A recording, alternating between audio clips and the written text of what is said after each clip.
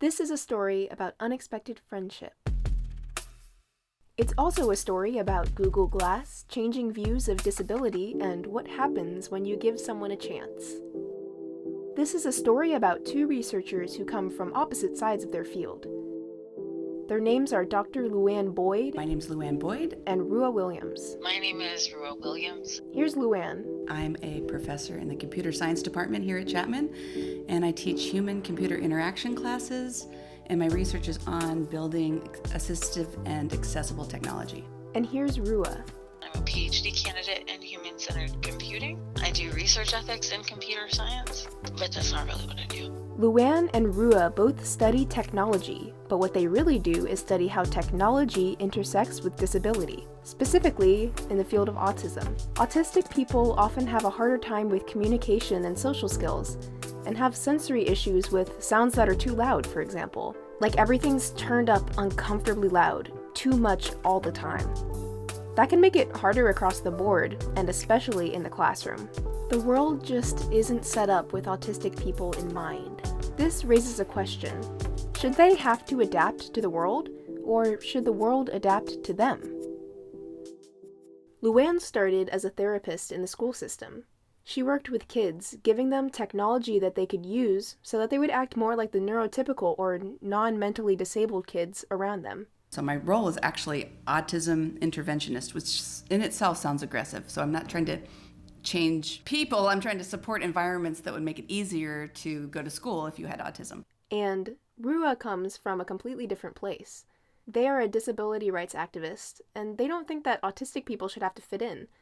While they also work with tech, they don't want that interaction between disabled people and devices to go the same way. It turns out that a lot of times this interaction is bad.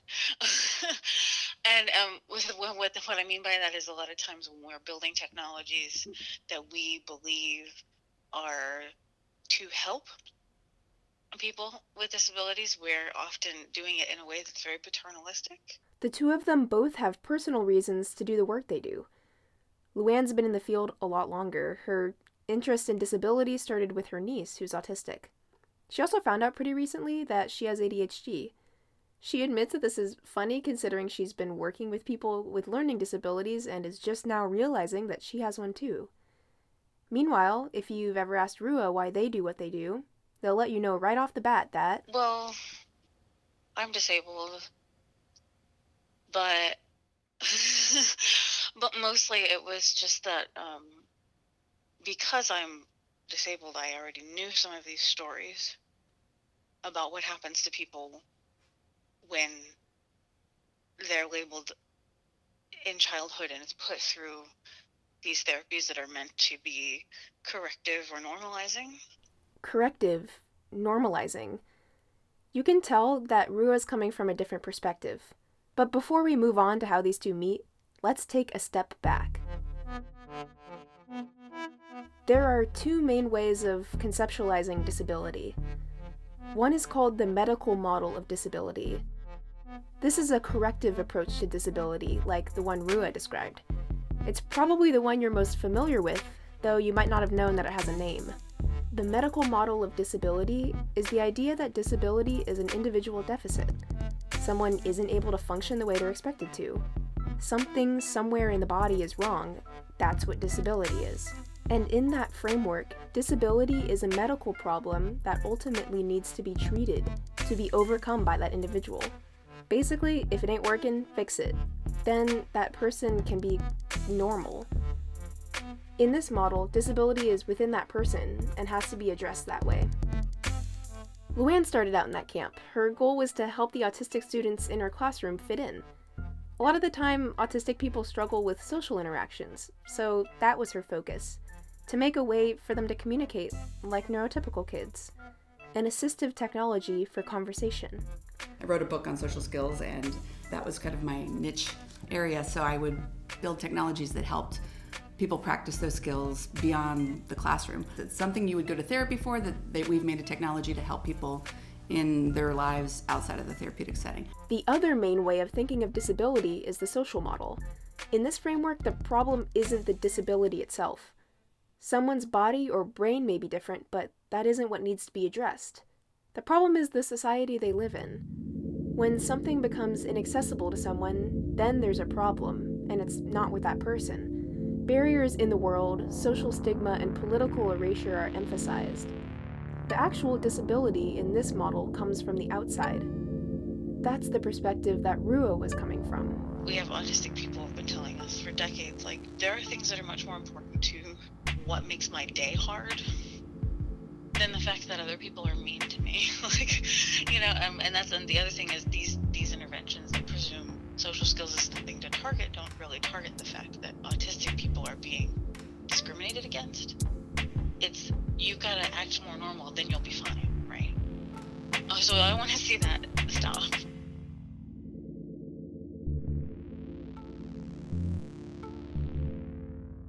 Rua's work is critical of what LouAnne had spent so much of her career doing. LouAnne was working with autistic kids on their social skills, their communication. She felt like the best thing that she could do for them was to provide tech that would make them the same as everybody else. One mode would give people feedback on their volume. Just like a speaker on your, the speaker icon everybody's pretty familiar with, like on your phone or any digital device, that would change colors and move as somebody got really loud. She's describing an experimental creation of hers. It's a pair of Google glasses, remember those? That's supposed to help someone monitor their own volume. Might seem totally innocuous at first glance. A warning light up there in the corner of your field of vision for when your volume doesn't really match everyone else's. Some autistic people might talk louder than others or softer. Why not make something to help them tell, she thought. And so the idea was, in the case of autism, there's a lot of social skills therapy literature that talks about people speaking what's either above or below the expected volume for the interaction. So I worked with a developer to make an algorithm that would detect if your voice was 3 times louder than the people around you, to kind of give you feedback that you're being loud. Because part of the situation is there's that lack of awareness, or that lack of ability to kind of monitor yourself while you're also engaged in a social interaction. So what I'm trying to do is give people clues so that they can continue to engage in that social interaction, but have it be independent rather than somebody else. Or if they're not reading the facial expressions of other people and they're still being loud, kind of giving them a way to have that feedback. Rua isn't a fan of technology that helps autistic people fit the mold. Well, in the case of autism, I want to see basically a complete rejection of the idea that we even want to touch social skills with a 10-foot pole. And that might be reductive, but what I mean is, we've got like 90% of the technologies that are built in the autism domain are about social skills. There's a lot of literature coming out of psychology that is actually criticizing the notion that this might actually be the primary deficit. Totally different takes. They both wanted to make life easier and more accessible to people with disabilities, but they completely disagreed on how to go about it. One day, LouAnne got a notification on her phone. And so I was getting on a plane to go to a conference. I got an alert on my phone from Google Scholar, because I follow myself on Google Scholar, so anytime somebody cites my work, I get pinged, and sends me the article. So the first thing I do is pull up which article I wrote got cited, because I've written a bunch. So it's always what work is getting cited now, because that's important to know what people are interested in and reading and what's moving the field forward. So it's it's that paper, okay. And then the next question is, how do they cite it? Because I've changed how I feel about that work. So if somebody's citing it now, how did they feel about that work? And when was the citation? The citation's recent. It just happened this May. So if we're in November now, this was just May. That means the paper was published that day. It was just being published. So I look it up. It's referencing this work that I think I did in 2014 or 15. I read the paper, and it's a negative citation. It's my first time somebody's cited my work, and usually people cite your work to say, oh, here's a bunch of examples of things that have been done, or this work really moved the field forward and taught us this about the field, but it was the don't do this kind of a citation. These were uncharted waters for her. There's no guidebook for what to do when someone holds up your work as an example of what not to do. And it was based on the broader areas of literature where we have these sorts of assumptions about what autistic children need from technology. It was actually about the broader problems of deciding what disabled people need, but I used the autistic literature as an example. And so I read the paper, and it's actually a phenomenally awesome paper. It's written in a different way than the typical assistive technology papers are written. It's written in a much more discursive, disability studies format, which I read that work anyway, so kind of I'm familiar with that. So it's in a journal I wouldn't have necessarily picked up, but it cited my work, so I went ahead and read it. This kind of disagreement happens all the time in academia. Kind of like how you might get into a disagreement in the comment section somewhere. All you ever see of them is a name on a screen and maybe a profile picture, but never a person, and usually that's all it ever is. But then they realized that they were about to present at the same conference. And I'm on my way to the conference where it's going to be presented. It's presented now in the same conference that this other piece was. A mutual, friend / acquaintance of ours asked me if I knew her. And I pretended like I didn't quite recognize the name. I went to the room, I walked into the conference center, and I run into some friends that I only see at conferences because we all live all over the world. And right when I walked in, they said, "Did you see the paper?" And I was like, wow, how did you guys already see that paper? Who else, wow. And they're like, "You have to meet Rua." And I'm like, I'm planning to meet Rua. I'm going to their talk, but, and it's very soon. She had actually noticed that I had cited her and had read what I had written and decided to come to see my presentation, right? So I go to the talk. Standing room only, I had to sit on the floor. And I wound up sitting kind of up front so I could still see the slides. My biggest fear was that Rua was going to put a picture of me on a slide with devil horns and say, this woman shackles people. That was my fear. I was like, I feel horrible. This is terrible. But they didn't do that. Instead, they gave really thought-provoking questions to the whole audience. They kind of went beyond what the paper did. So it was really inspiring and thought-provoking. So after the talk, I walked up to Rua and held my name badge up and said, because it's super noisy in there and I wanted to have multiple channels to communicate because I know Rua identifies as autistic. And so I'm like, okay, this has got to be overwhelming. You have a standing room only. You talk about in your writing how overwhelming it is to do these public things. So I'm going to hold up my name tag and be like, my name's LouAnne Boyd. And so then afterwards, she told me where she would be and we could meet. And I just decided to go. They met up and realized that they had a lot more in common than either of them would have been able to tell from just the articles that they'd written online. I was like, this is exhilarating, horrifyingly scary, but also really exciting opportunity. Rua came to my poster, kind of leaned around the poster to see, am I going to be a scary person? And I, of course, greeted them with a big smile. And I'm like, I'm so glad you came. And we wound up talking for a couple hours straight, straight through my poster session, straight through lunch, just kind of who are each of us. I was able to go to her poster session and see her present the work that she's working on now and sort of make her case for how she was changing what she was doing, and that she agreed with some of the critiques that I had, not just about her work, but about the field in general. And so my new work is much more on using, instead of addressing social skills kind of at this high level of we're going to work on people's behavior, I'm modifying the world in a way that's not implying that they're behaving a wrong way. It's implying the world can feel pretty aggressive or the environment can be pretty overwhelming. How about I target that?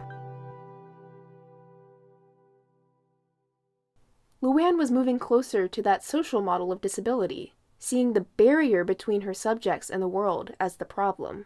They found a common ground in that first conversation. They had both been writing about tech, but also about communication. And now they were actually communicating. But it wasn't easy for either of them to get there. That is sort of a big risk for me to have taken, because, it turned out fine because LouAnne is wonderful and had already been thinking about some of these things and thinking about some of these things as problematic. But there are a lot of people whose work I follow that I would genuinely be terrified to meet. Really what I need to understand more is going even further into just how do I make social connection accessible to people rather than that's how I can assist people, is not necessarily trying to assist them in doing something with their own behavior. Just make what's already going on in the environment more digestible, more accessible, more understandable, more approachable, what all those things are. And so that's sort of the journey I'm going on, and I got kind of a kickstart from my new friend Rua, who helped really push me over the line there. I was kind of in this journey myself anyway, but it's not an easy path to go down because there's a lot of contradiction in the environments that I'm in. As an academic, one of my jobs is to produce research and to get grant money. Well, the people that fund grant money don't necessarily go through this journey. They usually stay in one camp. But I feel really enlivened because I had a really intense experience back in May when I went to a conference that kind of helped push me to the point where I want to be part of the solution and make this path easier for other people. She really just wanted to be like, look, I know. It's just like, look, I'm doing a different thing now. So it's like, oh, okay. I'm doing a different thing now. LouAnne feels differently about her work now. I started out with this goal of kind of building technology to help with therapeutic goals specifically. And if you think of somebody as a human, a complete person, then therapy might only be one little sliver of their life. Maybe it's 1 hour you do in your whole week of living. And so my focus was how technology could help you beyond that 1 hour, like help you with whatever goals you had, or if you didn't have access to therapy or you wanted a lot more practice. So that was one idea. But as soon as I started building technology, I realized that by having a therapeutic goal or doing it from a therapist perspective and asking people to do it outside of a situation with a therapist, it wasn't necessarily supportive, at least the kind of tech I was building for social connectedness. That Google Glass paper that Rua cited, LouAnne knows that she had good intentions then. But now she also knows why the little warning light in the corner of your eye telling you to pipe down approach wasn't what her subjects needed. I think of it like this. It's like going to the gym and having a personal trainer. And when you're there with your personal trainer for the 1 hour, maybe they're having you do really intense sit-ups, like you're pushing it because you're only there for 1 hour. But when you walk around the everyday life, you're not going to be doing sit-ups. You use your abs in a different way, in a much more relaxed way. But if I'm setting the tech up to be intense, like you're doing hardcore sit-ups, but you're just walking around, your goal is just to walk, you're never going to meet my expectation in the therapy office. So there was this total disconnect about this. Like, it made me realize the idea of doing things at a therapeutic level or intensity in the everyday world wasn't a good goal. And technology can't differentiate, right? We set it up one way and it doesn't know, that you don't necessarily want to be doing crunches all day long.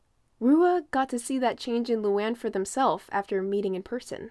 The paper that we wrote together probably describes our meeting a little bit more eloquently than I just did.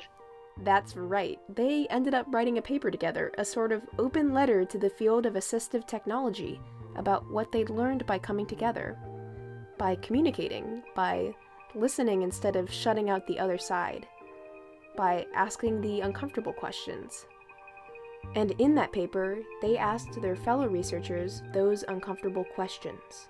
What are our motivations for building with the disabled community? Who in the community are we working with? What power structures do we uphold when we choose certain consultant groups over others? Are we aware of the political power structures surrounding our participants, consultants, co-researchers, and ourselves? Why do we call them a population, persons, or individuals? Why do we use different language when talking about disabled people? Are we using the language our participants use to describe themselves, and why not? Do our participants have agency, control, and editorial power over the narratives we construct about them? Why not?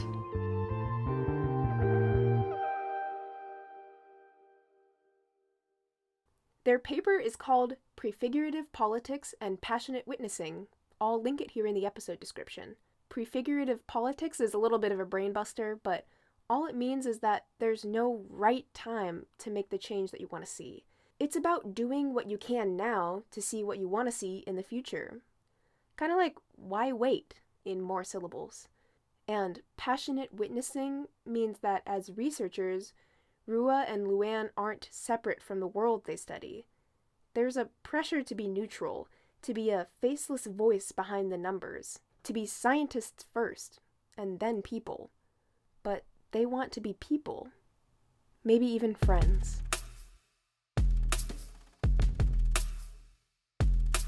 This story was written, voiced, and edited by Ricky King, with transcription and script revisions by Alondra Costilla and Sammi Colwell.